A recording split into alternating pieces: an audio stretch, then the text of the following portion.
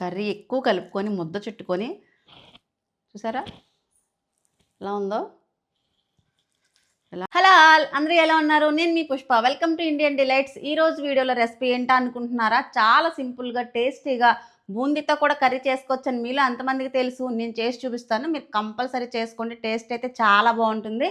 అప్పటికప్పుడు కూరగాయలు లేనప్పుడు ఎప్పుడైనా సరే 5 నిమిషాల్లో కర్రీ క్విక్గా రెడీ అయిపోవాలంటే ఇన్స్టెంట్గా చక్కగా అప్పటికప్పుడు చేసుకొని తినేయచ్చు. మరి ఇంకెందుకు ఆలస్యం, వీడియో స్టార్ట్ చేసేద్దాం. వీడియో స్టార్ట్ చేయబోయే ముందు ఏం చేయాలి? వీడియోని లైక్ చేసి ఛానల్ సబ్స్క్రైబ్ చేసుకొని పక్కనే ఉన్న బెల్ ఐకాన్ క్లిక్ చేయడం మర్చిపోద్దు. మరి ఇంకెందుకు ఆలస్యం, వీడియో స్టార్ట్ చేసేద్దాం పదండి. ఈ బూందీ కర్రీ కోసం ముందుగా స్టవ్ వెలిగించి కడాయి పెట్టుకొని కర్రీకి సరిపడా ఆయిల్ వేసుకుందాం.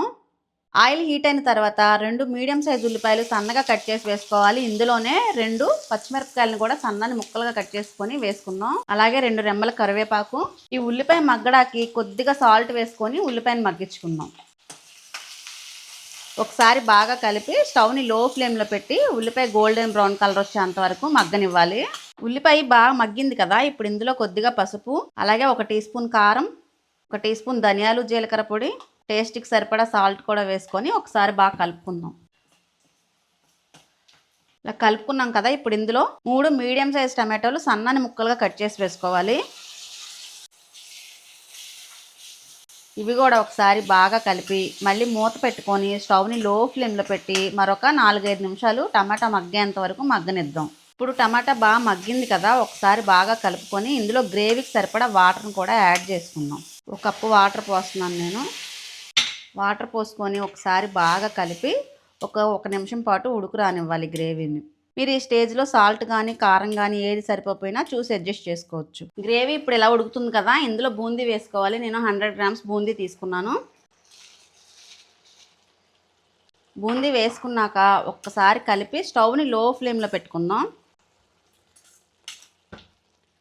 ఇలా లో ఫ్లేమ్లో పెట్టి మూత పెట్టి 1 నిమిషం పాటు మగ్గనిద్దాం. 1 నిమిషం తర్వాత మూత తీసి చూద్దాం. అంతే, బూందీ కర్రీ రెడీ అయిపోయింది. చూసారా, గ్రేవీని బూందీ పీల్ చేసుకుంది కదా, ఇలా అయితే సరిపోతుంది. ఇంకా స్టవ్ ఆఫ్ చేసి చక్కగా సర్వ్ చేసుకొని టేస్ట్ ఎలా ఉందో చెప్తాను పదండి.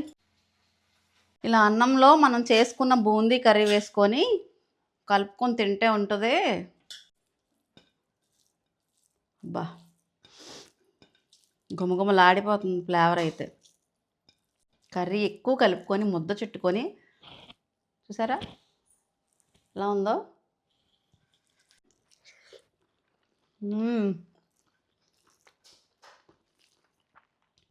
చాలా కమ్మగా ఉంది కర్రీ, చాలా టేస్టీగా ఉంది.